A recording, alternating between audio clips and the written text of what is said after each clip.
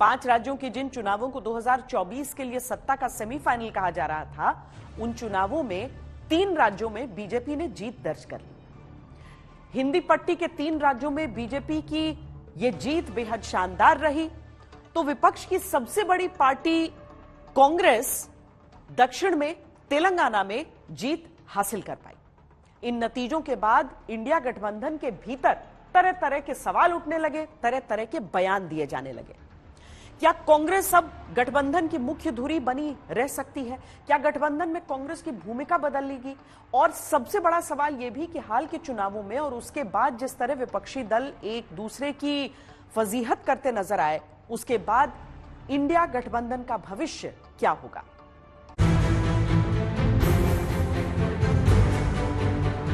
हम जरूर जाते, लेकिन हमारे पास कोई जानकारी नहीं है। जो परिणाम आए हैं, आने वाले समय में इससे इंडिया गठबंधन और मजबूत होगा। हम 1 साल से कितना दिन से कोशिश कर रहे हैं, तब बाकी बीच में चुनाव होता है तो सब पट्टियां अपने अपने लिए लगे लहराता है। कांग्रेस को भी थोड़ा दिल बड़ा करके एक इंडिया गठबंधन की सामूहिकता के प्रति संवेदनशील होना होगा। सबको साथ लेकर प्रचार करना चाहिए था। कांग्रेस जल्दबाजी में गई कि हम जीत रहे हैं, हमको किसी की जरूरत नहीं। तो ये जो इन लोग वस्त्र हरण शुरू किए ना, अब महाभारत का रंग देखिएगा। श्रेप और श्रेप बदले की भावना से ये किए गए हैं, ठीक नहीं। हर व्यक्ति खड़ा होकर सदन में उस पर बोल रहा था, पर उनको बोलने का और सफाई देने का मौका नहीं दिया गया। मुझे लगता है कि ये न्यायोचित नहीं है।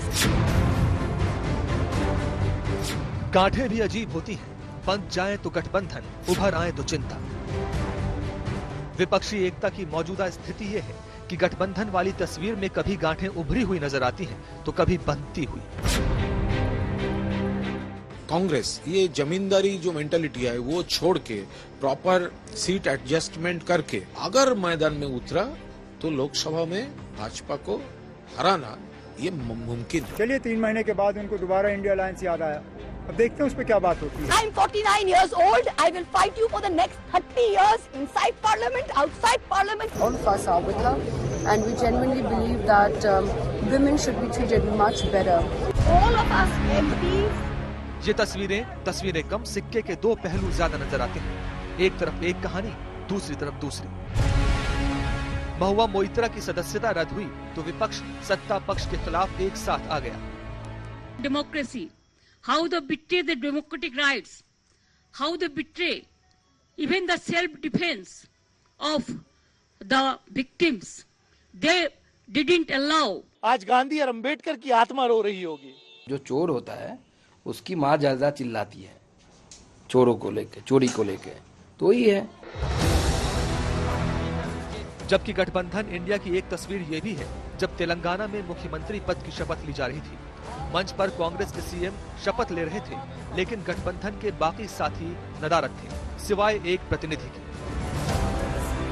जबकि कुछ महीने पहले ही दोस्ती की कस्में खाई जा रही थी, जब चंद महीने पहले कर्नाटक में मुख्यमंत्री पद की शपथ ली गई थी। 6 दिसंबर को दिल्ली में गठबंधन इंडिया के साथियों की मीटिंग रखी गई, लेकिन टालनी पड़ी क्योंकि कई बड़े नेताओं ने अपनी अपनी मजबूरियां बताकर आने से मना कर दिया। न ममता आई, न नीतीश, न अखिलेश, न सोरेन और न ही स्टालिन। इसका एक मीटिंग होना था तो ममता दीदी तो बोल दिया था, प्रॉपर टाइम में उनका पास कोई इंफॉर्मेशन नहीं था, तो दूसरे सीनियर लीडर्स भी थोड़ा उनका जो कहना है कह दिया। अब एकता के मायने क्या समझे जाएं? जो मुद्दे सीधे तौर पर चुनाव से जुड़े नहीं, उन पर साथ हैं, और जिन मुद्दों से पार्टियों का मुकद्दर तय हो सकता है, उन पर साथ नहीं है। महुआ मोइत्रा के मुद्दे पर साथ हैं, सीट बंटवारे को लेकर तस्वीर साफ नहीं। बीजेपी के खिलाफ हर मुद्दे पर सारे साथ हैं, नेतृत्व को लेकर स्थिति क्या है साफ नहीं। केंद्र में लड़ने के लिए साथ हैं, राज्यों में अपनी अपनी महत्वाकांक्षाएं हैं। ऐसे में सवाल उठता है कि 2024 चुनाव तक विपक्षी एकता कितनी मजबूत रहेगी? क्या सीट बंटवारे पर गठबंधन में कोई एकता बन पाएगी? क्या गठबंधन के नेतृत्व को लेकर सारे एक मत हो पाएंगे?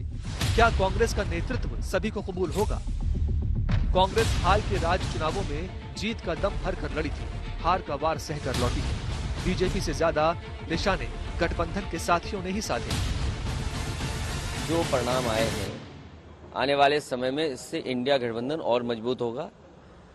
देश की जनता भारतीय जनता पार्टी को हटाना चाहती है, तो बीजेपी के लिए ये चिंता का विषय होना चाहिए कि जो सरकार में है उनसे जनता नाराज है या जनता ने परिवर्तन के लिए वोट दिया है, तो आने वाले समय में भी परिवर्तन का वोट पड़ेगा, तो ये चिंता का सवाल बीजेपी के लिए है। बीजेपी की 3 राज्यों में बम्पर जीत से ज्यादा चर्चे गठबंधन इंडिया के अंदर चल रही उठापटक के। कमरों के अंदर जो कस्में खाई गई थी, कैमरों के आगे वो टूट रही। सामने 2024 का महारण है। गठबंधन इंडिया के सामने चुनौतियां ज्यादा हैं और समय कम। जुलाई महीने में इंडिया गठबंधन का गठन हुआ, 26 विपक्षी दल एक साथ आए।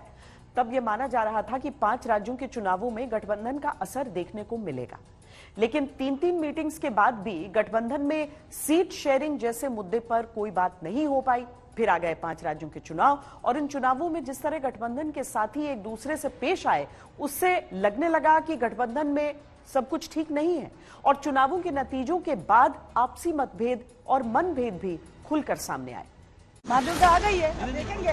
और इस कारण उनको लोकसभा सदस्य बने रहना उपयुक्त नहीं होगा, इसलिए संकल्प करती है कि उन्हें लोकसभा की सदस्यता से निष्कासित कर दिया जाए। The ethics committee, without getting to the root of this, has decided to hang him. गठबंधन के लिहाज से यह तस्वीर बड़ी है, क्योंकि कुछ ही घंटों पहले तक इन्हीं 2 दलों के नेताओं के बीच कोई सामंजस्य नहीं दिख रहा था। तेलंगाना शपथ ग्रहण से राहुल के फोन के बावजूद ममता ने दूरी बनाए रखी थी। महुआ की सांसदी गई तो कांग्रेस सहित संपूर्ण विपक्ष एक मंच पर आ गया। लेकिन ये एकता क्या 2024 तक बरकरार रहेगी? क्या टीएमसी और कांग्रेस के बीच सब ऑल इज वेल रहेगा? वो पैनिक रिएक्शन में है। वो जानते हैं जे अकेले कांग्रेस को हराना वो मुमकिन है, लेकिन अगर ममता दीदी और पूरा सीनियर लीडर्स को लेकर एक साथ ये इंडिया अलायंस मैदान में आ गई तो उसको हराना नामुमकिन है। तो इसीलिए वो पैनिक रिएक्शन काम कर रहे हैं। सवाल उठता है कि अभी राज्य स्तर पर हुए चुनावों में जिस तरह की तल्खी गठबंधन के साथियों के बीच देखने को मिली, क्या वो मोदी के खिलाफ चुनाव में मिट जाएगी? क्या मोदी विरोध के नाम पर सभी दल आपसी कड़वाहट भुलाकर एक साथ आएंगे? विदाउट एविडेंस, सिर्फ किसी के शब्दों के आधार पर, एक फॉर्मर बॉयफ्रेंड के शब्दों के आधार पे, फिर एक इंडस्ट्रियलिस्ट के शब्दों के आधार पे उनको गिल्टी ठहरा दिया गया है। तो it goes against the natural course of justice. तो मैं मानती हूँ यहाँ पे जिस तरीके से काम हुआ है, मोटिवेटेड हुआ है, पॉलिटिकली मोटिवेटेड हुआ है। महुआ मोइत्रा जी 2 ऐसी मुखर आवाजें थी जो लगातार ये डिमांड कर रही थी कि अदानी के ऊपर जो मैसिव करप्शन के एलिगेशंस लगे हैं उसकी जांच हो। तो ये भाजपा की एक कोशिश है ये आवाजों को दबाने की, जिसमें वो सफल नहीं होगी। हम महुआ मोइत्रा जी के साथ खड़े हैं। ये सारे सोची समझी राजनीति है। नया संसद में नया कानून, नया तरीके से आवाज का बंद करने का मोदी जी और अमित शाह जी का साजिश है। गठबंधन से साथियों को इनकार नहीं है, लेकिन किंतु परंतुओं की कोई कमी नहीं है। विधानसभा चुनावों में बिखरे दिखे विपक्षी दल अब शर्तों पर सहमति बनने के बाद साथ दिखना चाहते हैं। कांग्रेस अपने ईगो से जब तक बाहर नहीं निकलेगी और क्षेत्रीय दल को आगे खड़ा करके पीछे नहीं खड़ी होगी, तब तक 24 में कांग्रेस के नेतृत्व में चुनाव लड़के बीजेपी को किसी प्रकार की क्षति पहुंचा पाना संभव नहीं दिख रहा है। हर क्षेत्रीय दल अपने अपने राज्यों में बहुत मजबूत स्थिति में है, आपको उनको आगे बढ़ाना होगा।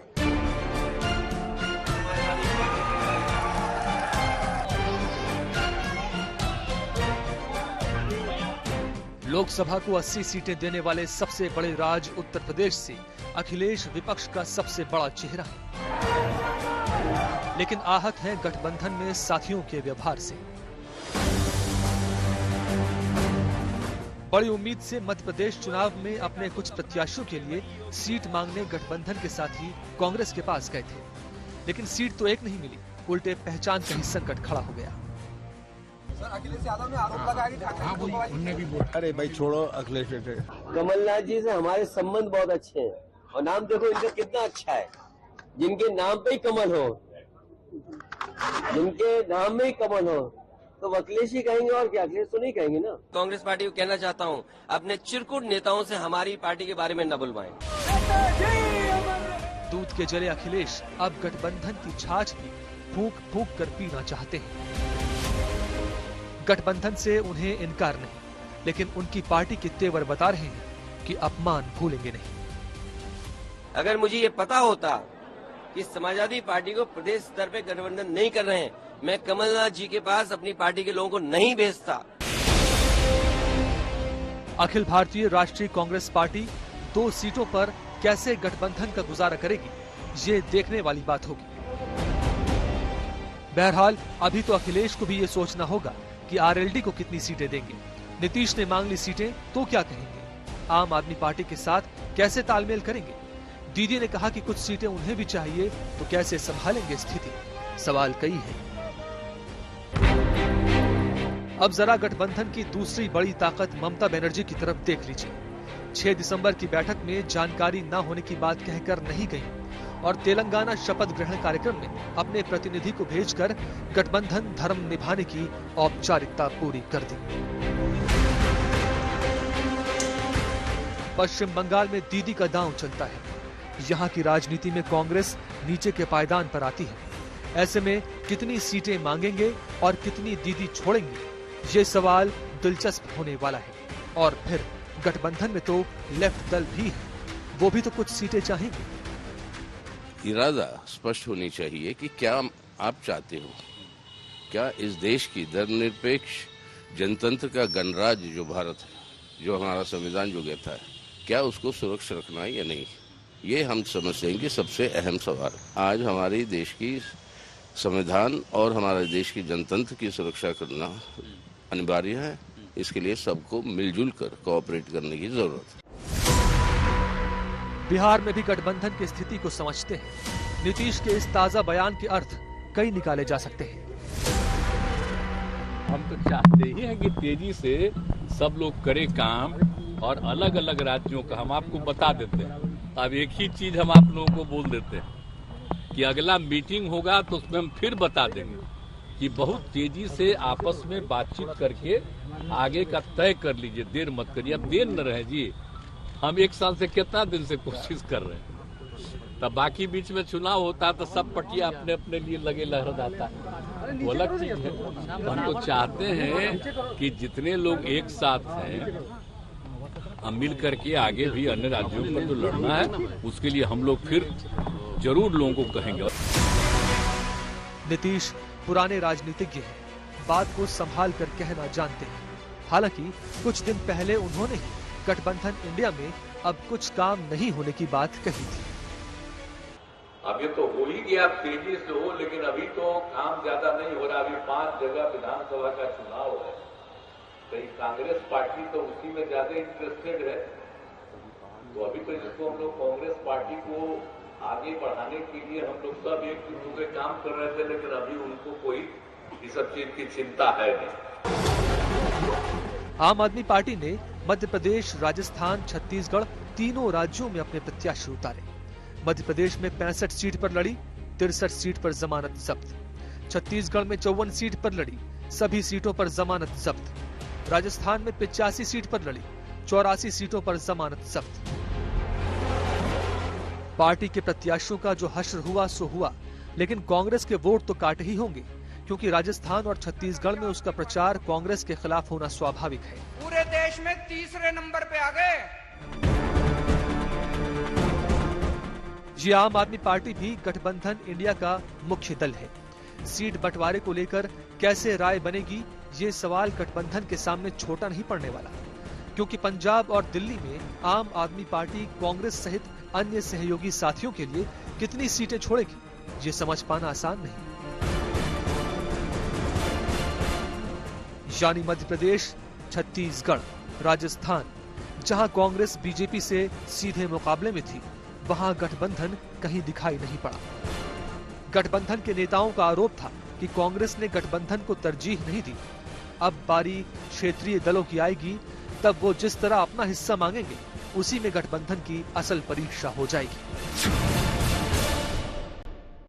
5 राज्यों के जो अभी चुनाव हुए हैं उसमें कांग्रेस ने एक राज्य में जीत दर्ज की है, लेकिन तेलंगाना की जीत उसकी बड़ी है। इसके अलावा इससे पहले जब विधानसभा के चुनाव हुए तो वहां पर कर्नाटक में कांग्रेस ने जीत दर्ज की और उत्तर भारत में हिमाचल प्रदेश में भी कांग्रेस ने जीत हासिल की थी। पर कर्नाटक और हिमाचल के चुनावों के समय विपक्ष का जो रुख रहा कांग्रेस को लेकर और अब हिंदी पट्टी के 3 राज्यों में हार के बाद जो रुख रहा है उसमें जमीन आसमान का फासला है। अब जो साथी दल हैं वो कांग्रेस को हिदायत भी दे रहे हैं।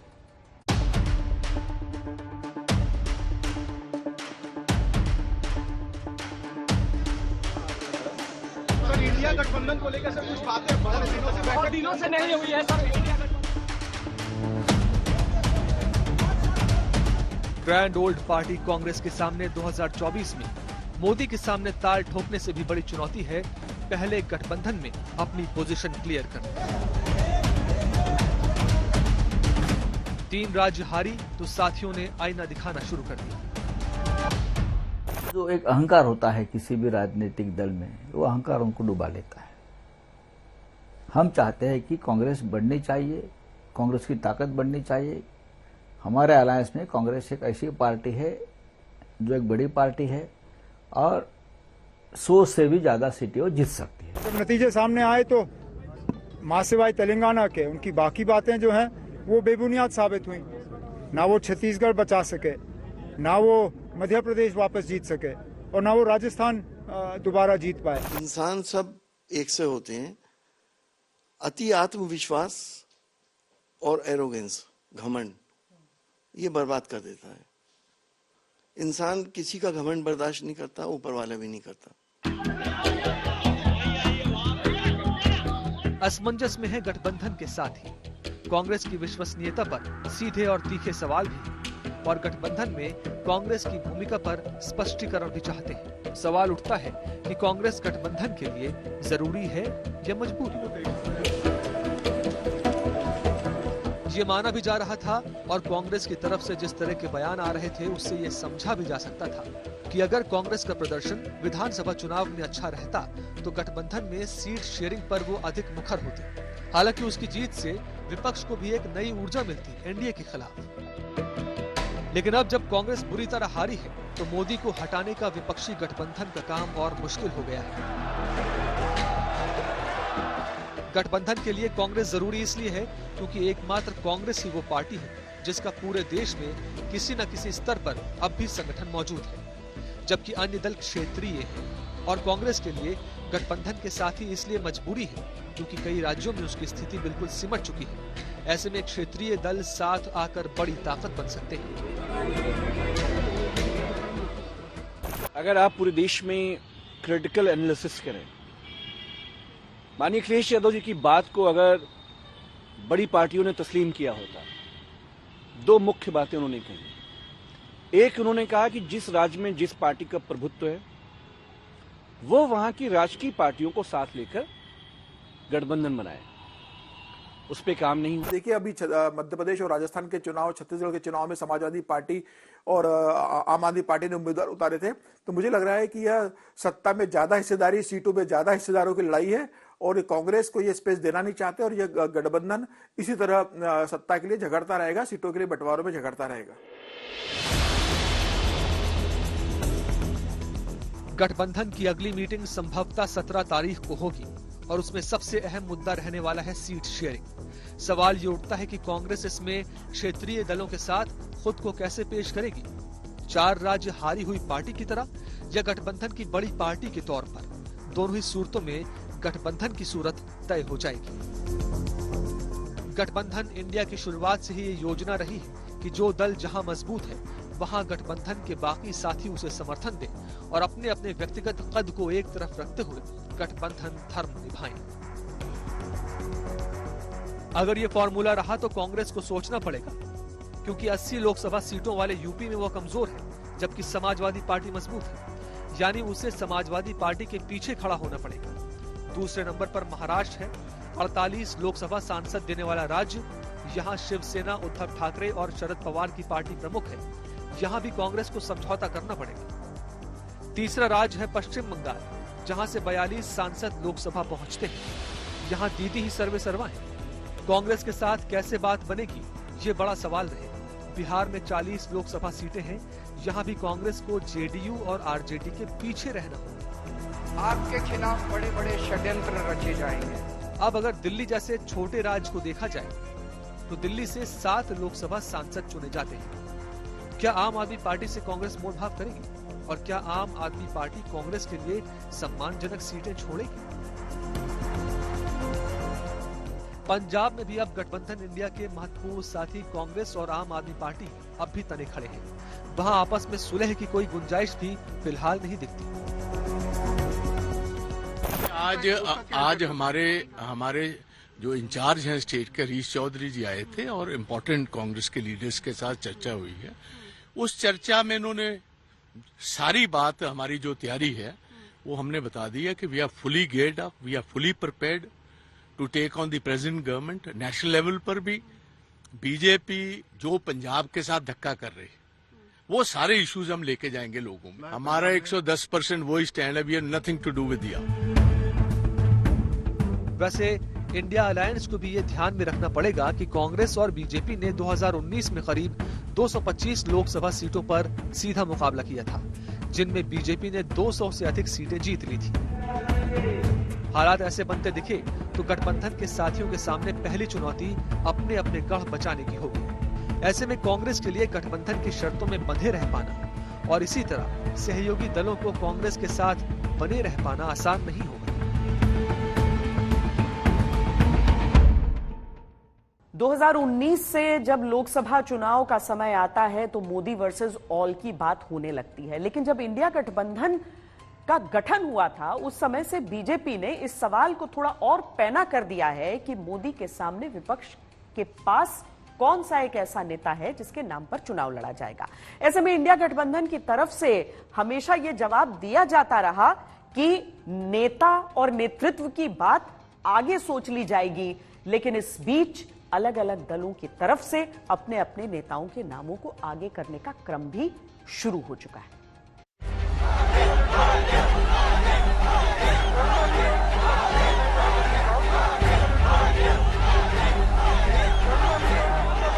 आज पूरा हिंदुस्तान जानता है, अरे पूरी दुनिया भी मानती है कि मोदी की गारंटी मतलब गारंटी पूरा होने की भी गारंटी। प्रधानमंत्री मोदी ने गारंटी दी और जनता ने वोटों से झोली भर दी। मध्य प्रदेश और छत्तीसगढ़ जैसा कठिन चुनाव बीजेपी के लिए ऐतिहासिक जीत वाला चुनाव बना दिया। पीएम मोदी ने 2024 के संकेत भी यहीं से दे दिए।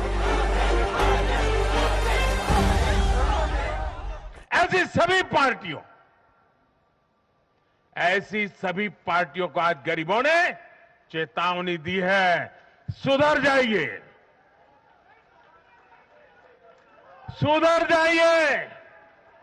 वरना जनता आपको चुन चुन करके साफ कर देगी।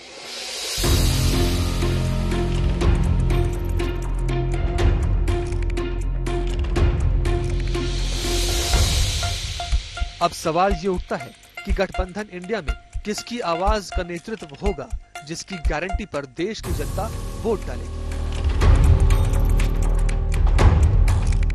कांग्रेस की पकड़ हिंदी पट्टी राज्यों से फिसल रही है। लालू, नीतीश, केजरीवाल, अखिलेश, ममता, शरद पवार, स्टालिन की पहचान अपने राज्यों तक सीमित है। अब इनके बीच में इस बात पर सहमति नहीं बन रही कि संयोजक कौन होगा। नीतीश कुमार चाहते हैं कि उन्हें संयोजक बनाया जाए, अरविंद केजरीवाल चाहते हैं कि उन्हें संयोजक बनाया जाए। कांग्रेस सबसे बड़ा दल है तो कांग्रेस चाहती है कि मल्लिकार्जुन खड़गे या राहुल गांधी या कांग्रेस की तरफ से कोई संयोजक बने। मुझे लगता है कि संयोजक के नाम पर इनमें सहमति नहीं बन रही है और इनके अंदर सबसे बड़ी दुविधा यह है कि प्रधानमंत्री का चेहरा कौन होगा। संयोजक देते हैं तो इन्हें प्रधानमंत्री मोदी के सामने कोई चेहरा जनता के बीच देना होगा कि एक तरफ प्रधानमंत्री है तो उनके सामने आपका उम्मीदवार कौन है। यह देने से विपक्ष बच रहा है और इसलिए इनके बीच सहमति नहीं बन पा रही है।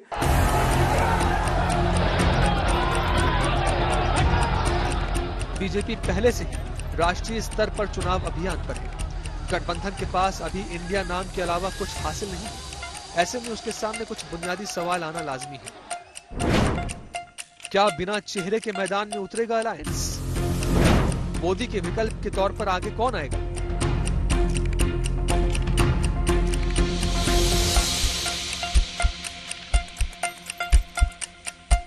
आप मुझसे पूछेंगे तो मैं तो चाहूंगी अरविंद केजरीवाल जी हो प्रधानमंत्री के उम्मीदवार भी। और समाजवादी पार्टी का हर कार्यकर्ता क्यों नहीं चाहेगा कि उनका नेता एक पीएम की कुर्सी तक पहुंचे, और किसी न किसी दिन पहुंचेंगे भी। बीजेपी के पास जनता से कहने के लिए साफ है कि उसके पास मोदी है। गठबंधन को अभी जनता के बीच ये विश्वास जताना बाकी है कि वो मोदी हटाओ के अलावा क्या विजन देश के सामने रखना चाहते हैं। कुछ दिनों बाद 2024 की लड़ाई 2024 में ही पहुंचने वाली है। हर दिन घमासान होने की उम्मीद है।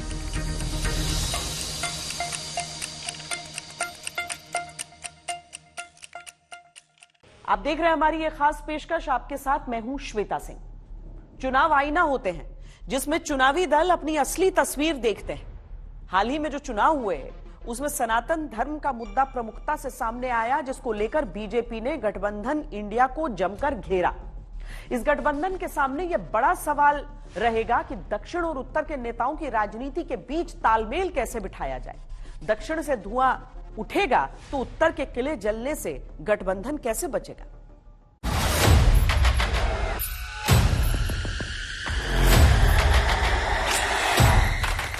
मेरा डीएनए तेलंगाना, केसीआर का DNA Bihar. Bihar and Uttar Pradesh they are Kurmis. Bihar DNA से तेलंगाना डीएनए बेहतर है। तेलंगाना के नवनिर्वाचित मुख्यमंत्री और गठबंधन इंडिया के अहम दल कांग्रेस के नेता रेवंत रेड्डी के इस बयान पर भूचाल आ गया। बात दक्षिण में कही गई, लेकिन उत्तर तक सियासी धरती हिलने लगी। जो बिहार के डीएनए को लेकर जो वक्तव्य दिया है वो बहुत ही गैर जिम्मेदाराना, शर्मिंदगी भरा और देश की एकता को तोड़ने वाला है। ये क्या राज्यों के डीएनए की तुलना की जाएगी? तेलंगाना का अलग डीएनए है, बिहार का अलग डीएनए है, हिंदुस्तान का डीएनए है। इसलिए ऐसे सवाल जो समाज में विभाजनकारी नीतियां तय करते हैं, ऐसे पर रवैया जो भी उनका है बिल्कुल दुखद और ये पीड़ाजनक है। गठबंधन इंडिया के बिहार राज्य के नेताओं के लिए स्थिति असहज हुई तो बोलते कुछ खास बना नहीं। रेवंत रेड्डी का जो बयान आपने देखा है कि बिहारियों के डीएनए पर सवाल खड़ा कर रहे हैं। उन्होंने कहा है कि डीएनए उनका बेहतर होता है दक्षिण भारत के लोगों का। जब तक कोई बात हम अच्छे से अपने आंखों से ना देख के, कानों से ना सुने, तब तक इस पे कोई टिप्पणी टिप्पणी करना ठीक नहीं है। गठबंधन में और भी कई ऐसे नेता हैं जिनके बयानों से न सिर्फ दूसरे साथियों के लिए मुश्किलें खड़ी हो जाती हैं, बल्कि बीजेपी को बड़ा मुद्दा भी बैठे बिठाए मिल जाता है। हम गौ को और गौ माता को और गौ माता के मूत्र को भी हम सम्मान करते हैं, पूजते हैं, मुझे इसका फक्र है। लेकिन सनातन को जो समाप्त करने की कोशिश करेगा वही समाप्त हो जाएगा। देश बर्दाश्त नहीं करेगा, और चाहे वो डीएमके हो या कोई भी हो, जो देश की आस्थाओं के साथ खिलवाड़ करेगा, देश की जनता इकट्ठा होकर उसको मुंहतोड़ जवाब जरूर देगी। गाय हमारी माता है और प्राचीन काल से, सनातन काल से हम सब गाय को पूजते आ रहे हैं। इस प्रकार की बयानबाजी कष्टकारी है, दुखद है और देश की जनता कभी से स्वीकार नहीं करेगी। विभाजनकारी नीतियों के साथ चलने वाले लोग 70 वर्ष से विभाजन कर रहे हैं, तो आज ये लोग सनातन और हिंदू को गाली देते थे, अब ये लोग भारत में रहने वाले लोगों को गाली दे रहे हैं, क्योंकि 3 राज्यों में कांग्रेस पार्टी की हार हुई है। तमिलनाडु में डीएमके सरकार है और कांग्रेस उसकी सहयोगी पार्टनर है। ऐसे में डीएमके नेताओं का कोई भी बयान कांग्रेस के लिए भारी पड़ता है।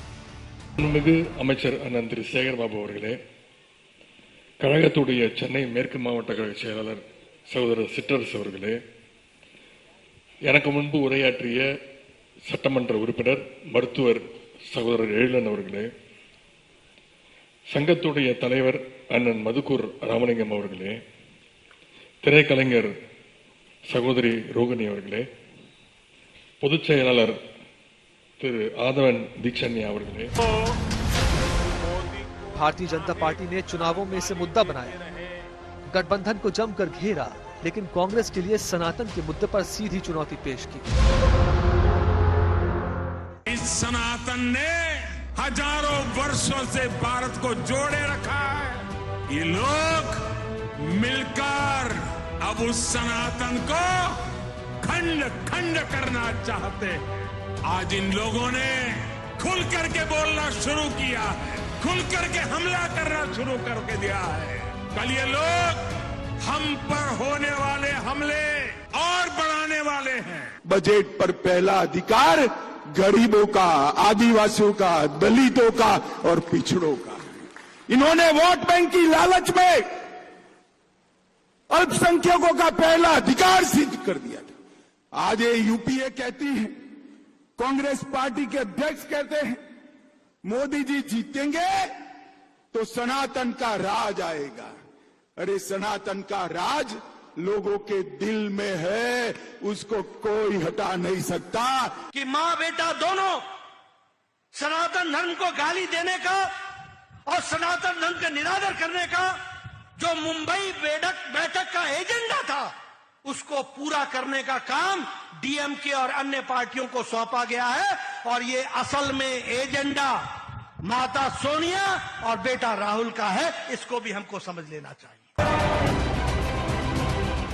सनातन अपमान के मुद्दे पर बीजेपी को सिर्फ हिंदी भाषी राज्यों में ही कामयाबी नहीं मिली, बल्कि जिस तेलंगाना में उसका सिर्फ एक विधायक था, वहां अब उसके पास विधायकों की संख्या 8 हो चुकी है। जो सनातन नहीं मिटा था, रावण के अहंकार से, जो सनातन नहीं टिका था, कंस के होंकार से, जो सनातन नहीं मिटा था, बाबर और औरंगजेब के अत्याचार से, वह सनातन इन तुच्छ सत्ता परजीवी जीवों से क्या मिट पाएगा। आज इनको स्वयं अपने कृत्यों पर लज्जित होना चाहिए। मानवता का धर्म जो सनातन धर्म है, उस पर उंगली उठाने का मतलब मानवता को संकट में डालने का कुत्सित प्रयास। सनातन विरोध कई दशकों से दक्षिण की राजनीति का आधार है, लेकिन जब चुनावी लड़ाई पूरे देश को जीतने की हो, तब उत्तर के हिंदी भाषी राज्यों की भूमिका अधिक महत्वपूर्ण हो जाती है। उत्तर प्रदेश में श्री राम मंदिर निर्माण हो रहा है। जनवरी में मंदिर के द्वार दर्शनों के लिए खोले जाएंगे। राजनीति इस पर भी खूब हो रही है। निमंत्रण सिर्फ एक ही पार्टी को जा रहा है क्या? भगवान सिर्फ एक पार्टी तक सीमित रह गए हैं क्या? मोदी जी को आमंत्रित देने की जरूरत ही नहीं है ना, प्रधानमंत्री है, वो जाएंगे ही। इतना बड़ा इवेंट कौन छोड़ेगा भाई। गठबंधन की मुश्किल ये है कि उसके कई साथी भले ही खुद को सनातन धर्म से जुड़ा बताते हो, मंदिरों में परिक्रमा भी करते हैं, लेकिन विवाद के समय जिम्मेदार नेताओं की चुप्पी बीजेपी को मुद्दा दे जाती है। गठबंधन में अलग अलग राजनीति के केंद्र वाली पार्टियां हैं। आपस में सब मोदी विरोध के नाम पर एक दिखते हैं, लेकिन अपनी व्यक्तिगत राजनीति के समय आपस में भिड़ते हैं या टकराव की स्थितियां बन जाती हैं।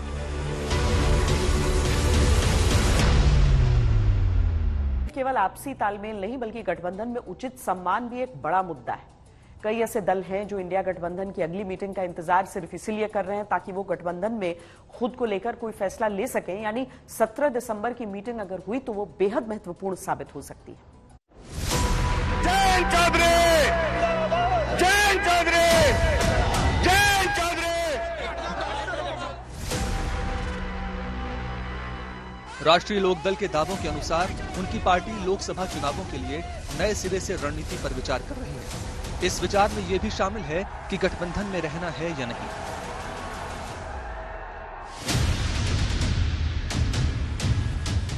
अगर देखा जाए तो आरएलडी अभी तक तो गठबंधन में है, लेकिन अलायंस के अंदर किसके साथ, ये भी बड़ा खेल है।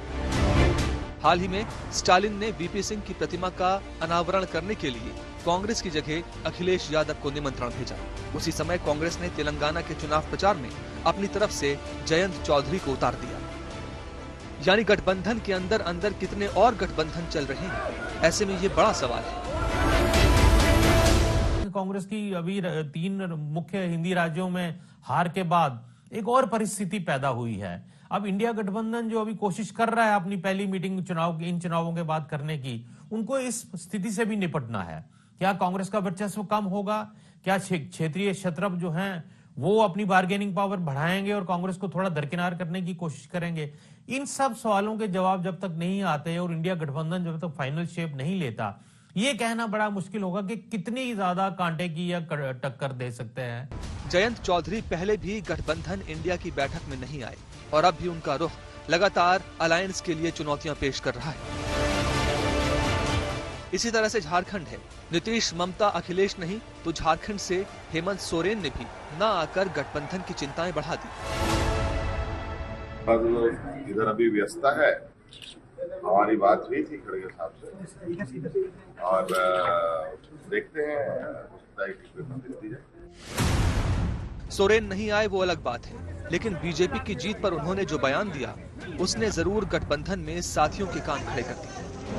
देखिए क्या असर पड़ेगा नहीं पड़ेगा वो तो आने वाला समय में पता चलेगा, लेकिन हम तो पहले भी कहे हैं जो जैसा मेहनत करेगा वैसा परिणाम आएंगे। झारखंड में लोकसभा की 14 सीटें आती हैं। हेमंत सोरेन की पार्टी सभी सीटों पर चुनाव लड़ने की तैयारी कर रही है। आरजेडी और जेडीयू इन सीटों में गठबंधन के तहत हिस्सेदारी चाहते हैं। कांग्रेस की भी अपनी अलग मांग है और वाम मोर्चा कम से कम हजारीबाग सीट पर अपनी दावेदारी चाहता है। यानी तस्वीर साफ है, एनडीए सभी सीटों पर लड़ेगा जबकि गठबंधन में रार छिड़ी है। हेमंत सोरेन इस स्थिति को लेकर असहज महसूस कर रहे हैं, जो आने वाले दिनों में गठबंधन के लिए कठिन चुनौती पेश कर सकता है।